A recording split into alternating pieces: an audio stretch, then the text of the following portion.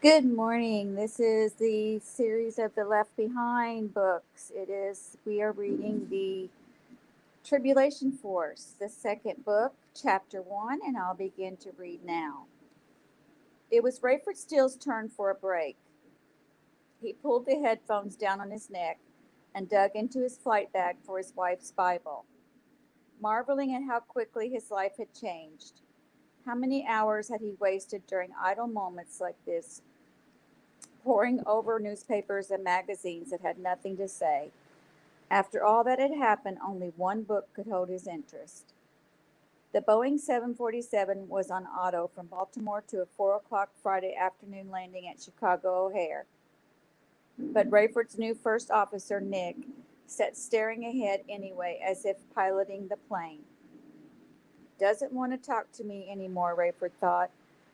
Knew what was coming and shut me down before I opened my mouth. Is it going to offend you if I sit reading this for a while? Rayford asked. The younger man turned and pulled the left phone away from his own ear. Say again?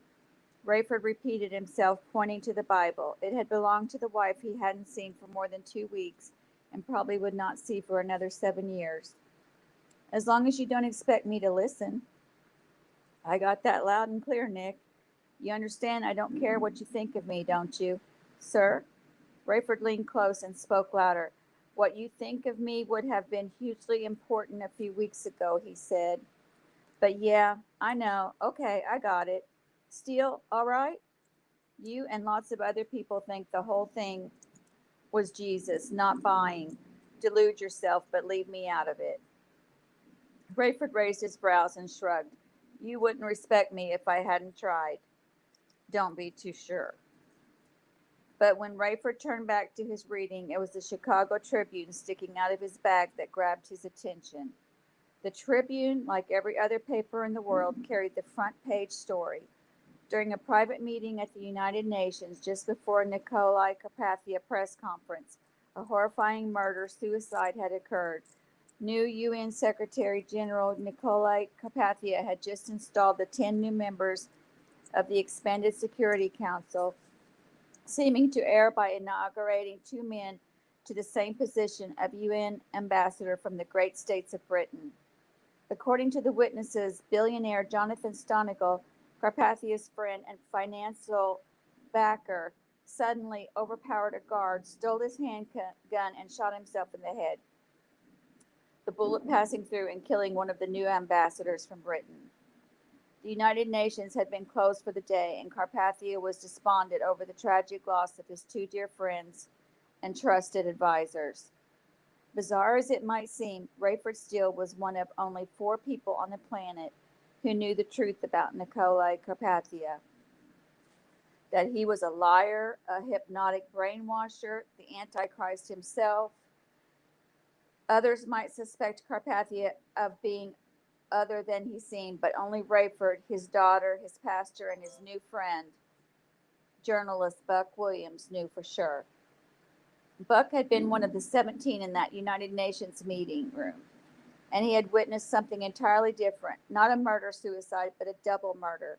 Carpathia himself, according to Buck, had methodically borrowed the guard's gun, forced his old friend Jonathan Stonegal to kneel, then killed Stonegal and the British ambassador with one shot.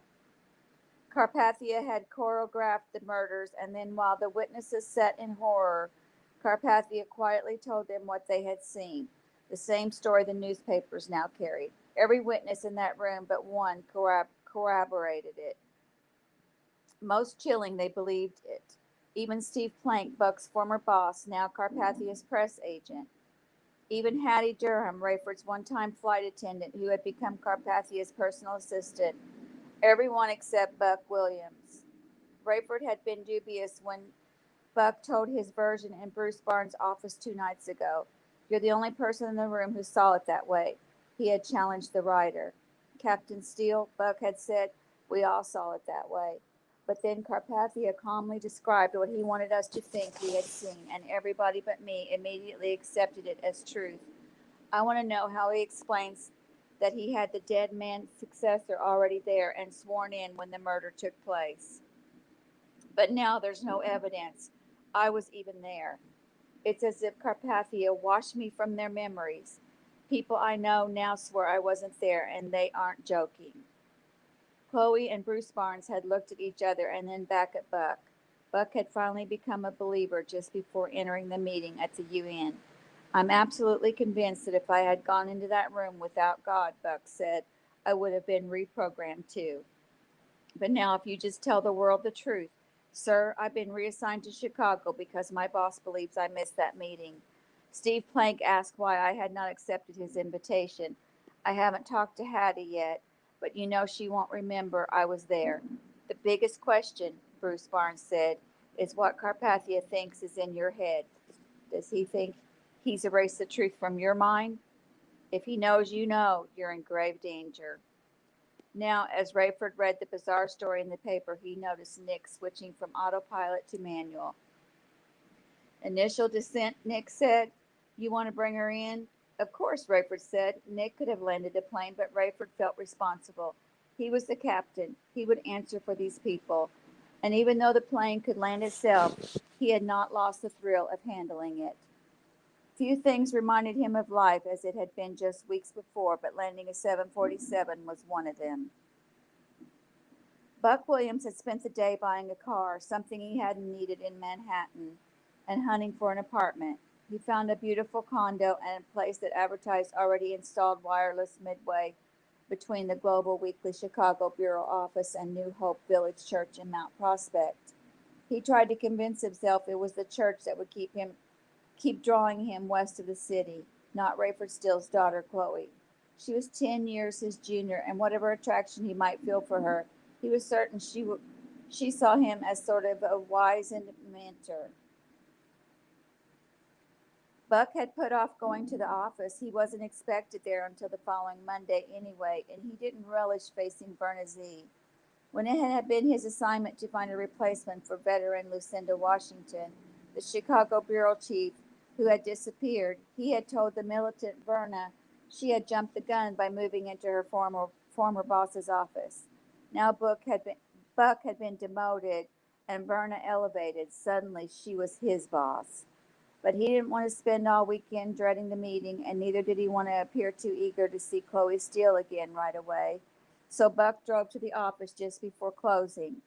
Would Verna make him pay for his years of celebrity as an award-winning cover story writer, or would she make it even worse by killing him with kindness? Buck felt the stares and smiles of the underlings as he moved through the outer office. By now, of course, everyone knew what had happened. They felt sorry for him, were stunned by his lapse of judgment. How could Buck Williams miss a meeting that would certainly be one of the most momentous in news history, even if it hadn't resulted in the double death? But they were also aware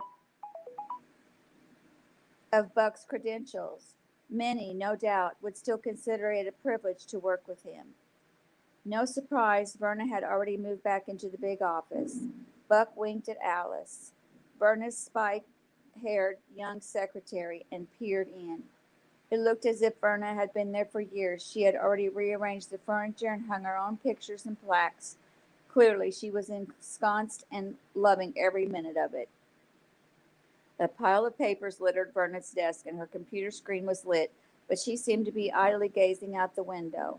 Buck poked his head in and cleared his throat. He noticed a flash of recognition and then a quick recomposing. Cameron, she said flatly, still seated. I didn't expect you till Monday. Just checking in, he said. You can call me Buck. I'll call you Cameron if you don't mind. And I do mind. Please call. Then I'll call you Cameron even if you do mind. Did you let anyone know you were coming? I'm sorry. Do you have an appointment? An appointment? With me. I have a schedule, you know.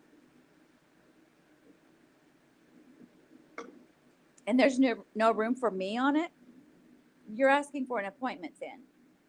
If it's not inconvenient, I'd like to know where I'm going to land and what kind of assignments you have in mind for me. Those sound like things we can talk about when we meet, Verna said. Alice, see if I have a slot in 20 minutes, please. You do, Alice called out, and I would be happy to show Mr. Williams his cubicle while he's waiting. I prefer to do that myself, Alice, thank you. And could you shut my door? Alice looked apologetic as she rose and moved past Buck to shut the door. He thought she even rolled her eyes. "You can call me Buck," he whispered. "Thanks," she said shyly, pointing to a chair beside her desk. "I have to wait here, like seeing the principal." She nodded. "Someone called here for you earlier. Didn't leave her name. I told her you weren't expected until Monday." "No message?" "Sorry." "So where is my cubicle?" Alice glanced at the closed door as if fearing Verna could see her. She stood and pointed over the tops of several partitions towards a windowless corner in the back. "That's where the coffee pot was last time I was here," Buck said. "It still is," Alice said with a giggle. Her intercom buzzed. "Yes, ma'am. Would you two mind whispering if you must talk while I'm working?" "Sorry."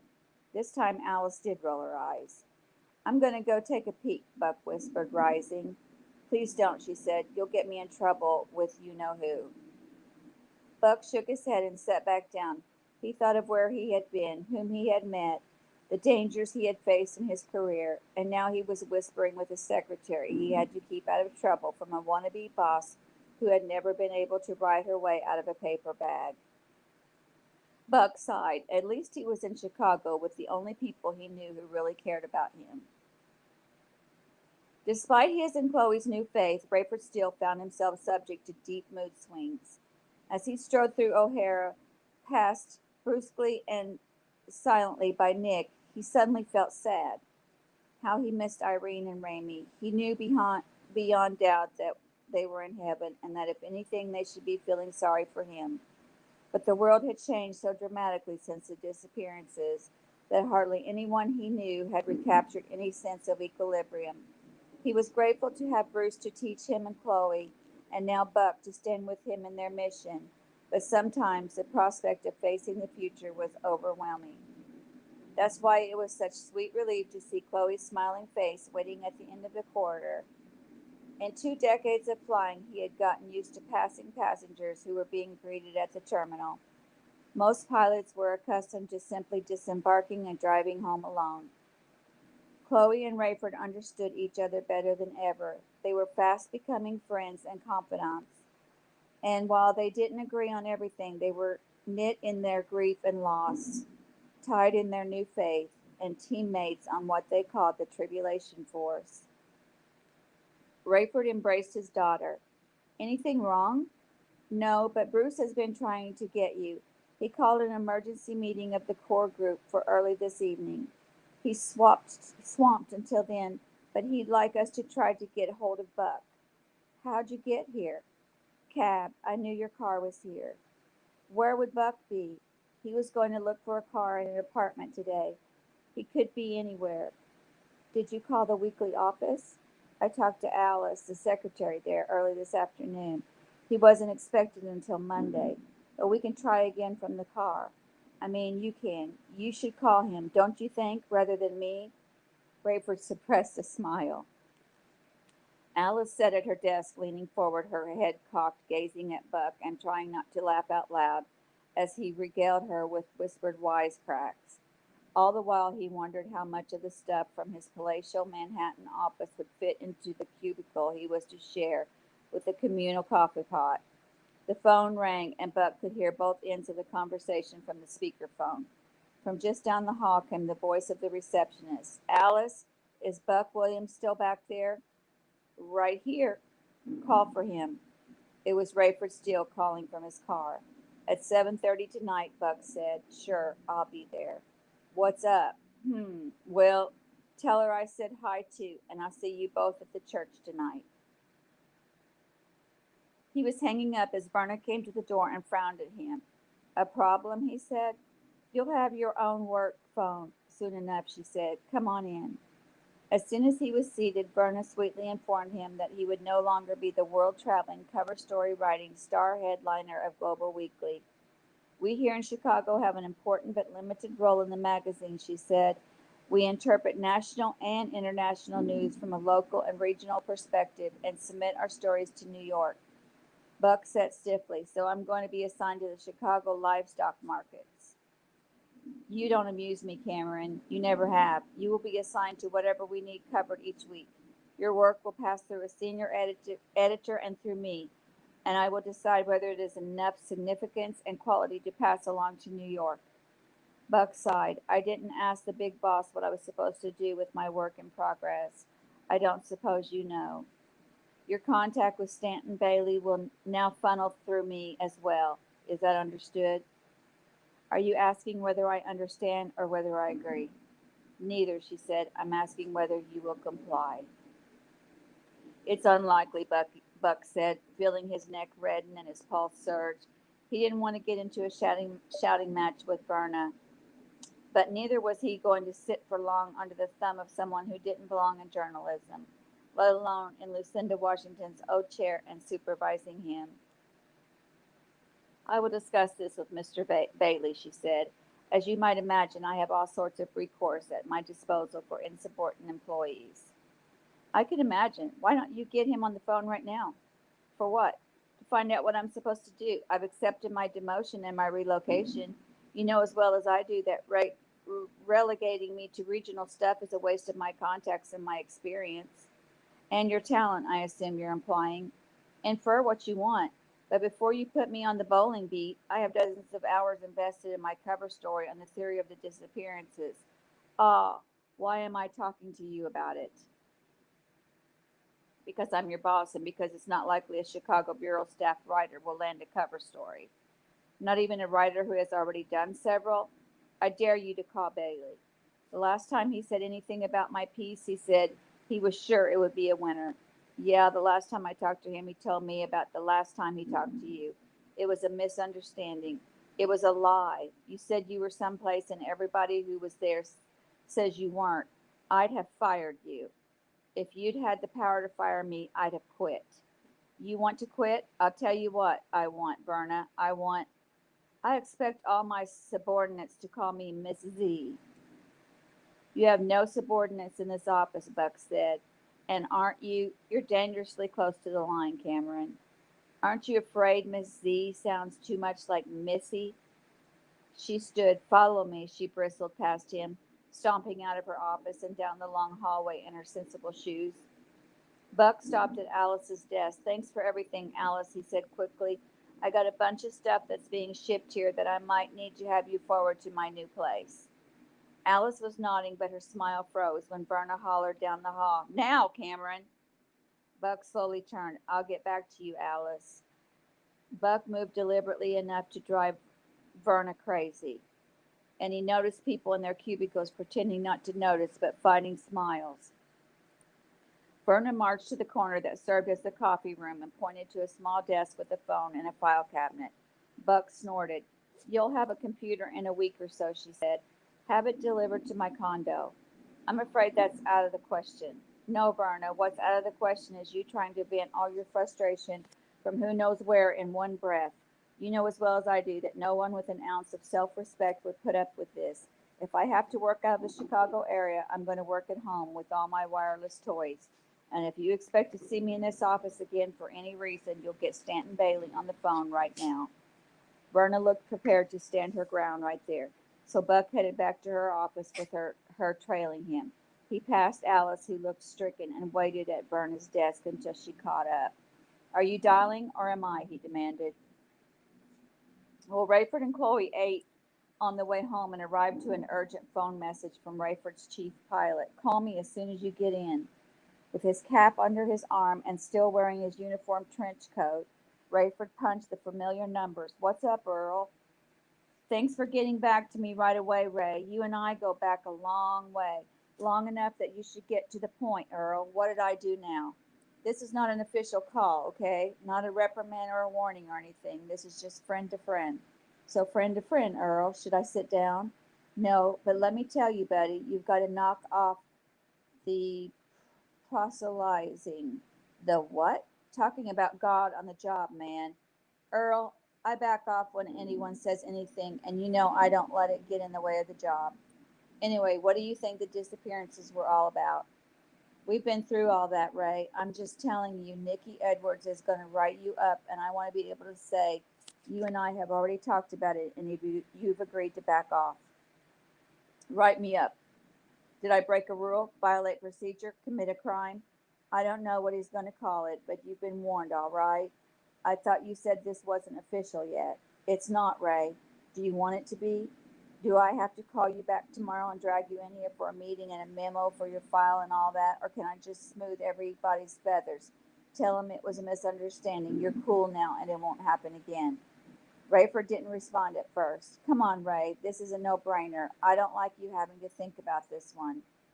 Well, I will have to think about it, Earl. I appreciate your tipping me off, but I'm not ready to concede anything just yet. Don't do this to me, Ray.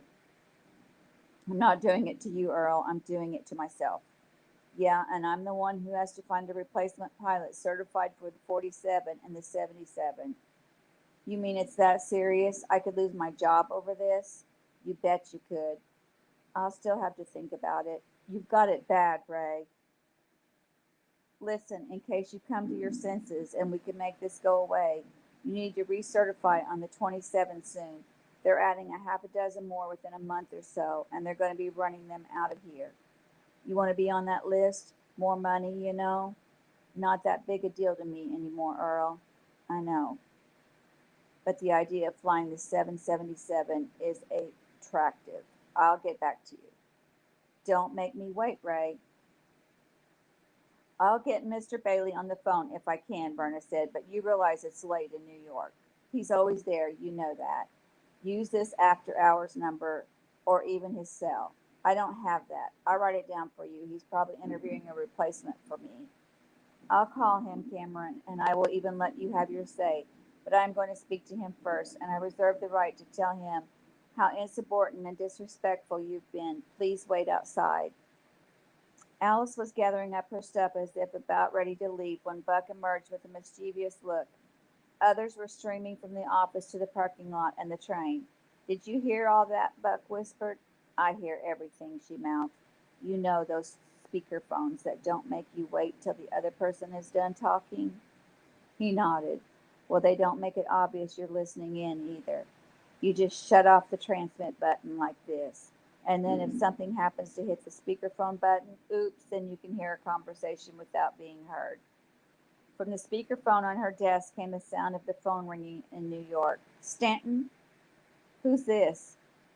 Sir, sorry to bother you at this hour. You got the number? You must have something important. Now, who is this? Verna Z in Chicago. Yeah, Verna, what's happening? I got a situation here. Cameron Williams. Yeah, I was going to tell you to just stay out of his hair. He's working on a couple of big pieces for me. You got a nice spot there he can work in, or should we just let him work out of his apartment? We have a place for him here, sir, but he was rude and insubordinate to me today. And listen, Berna, I don't want you to have to worry about Williams. He's been put out to pasture for something I can't figure out, but let's face it, he's still our star here, and he's going to be doing pretty much the same thing he's been doing. He gets less money and a less prestigious title, and he doesn't get to work in New York, but he's going to get his assignments from here. You just don't worry yourself about him, all right? In fact, I think it would be much better for you and for him if he didn't work out of that office. But, sir, something else, Verna. Well, I wish you had let me know this in advance. I need you to back me on this. He was inappropriate with me, and what do you mean he came on to you, made a pass at you? What? Buck and Alice pressed their hands over their mouths to keep from bursting with laughter.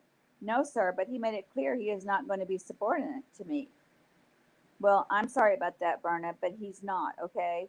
I'm not going to waste Cameron Williams on regional stuff. Not that we don't appreciate every inch of copy that comes out of your shop, understand? But, sir, I'm sorry, Verna. Is there more? Am I not being clear, or what's the problem? Just tell him to order his equipment, charge it to the Chicago account, and work directly for us here. Got that? But shouldn't he apologize? Verna, do you really need me to mediate some personality conflict from 1,000 miles away? If you can't handle that job there, I can, sir, and I will. Thank you, sir. Sorry to trouble you. The intercom buzzed. Alice said, Alice, send him in. Yes, ma'am. And then may I? Yes, you may go. Buck sensed Alice taking her time gathering her belongings, however, staying within earshot. He strode into the office as if he expected to talk on the phone with Stanton Bailey. He doesn't need to talk with you. He made it clear that I'm not expected to put up with your shenanigans. I'm assigning you to work from your apartment. Buck wanted to say that he was going to find it hard to pass up the digs she had prepared for him, but he was already feeling guilty about having eavesdropped on her conversation. This was something new, guilt. I'll try to stay out of your way, he said. I'd appreciate that. When he reached the parking lot, Alice was waiting. That was great, she said. You ought to be ashamed of yourself, he smiled broadly. You listened too. That I did. See ya. I'm going to miss the 36 train, she said, but it was worth it. How about if I drop you off? Show me where it is. Alice waited while he unlocked the car door. Nice car. Brand new, he answered, and that was just how he felt. Rayford and Chloe arrived at New Hope early. Bruce was there, finishing a sandwich he had ordered.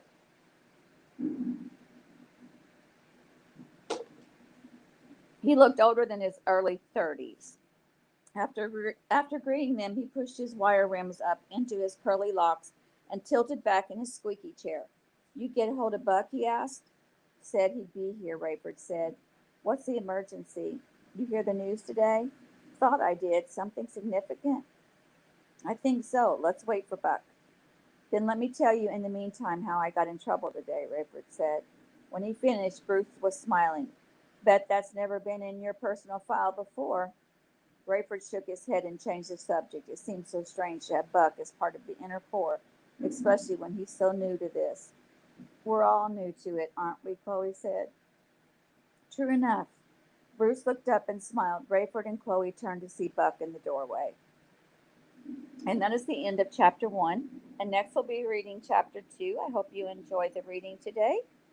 And thank you for coming. Have a wonderful day, and you're free to go.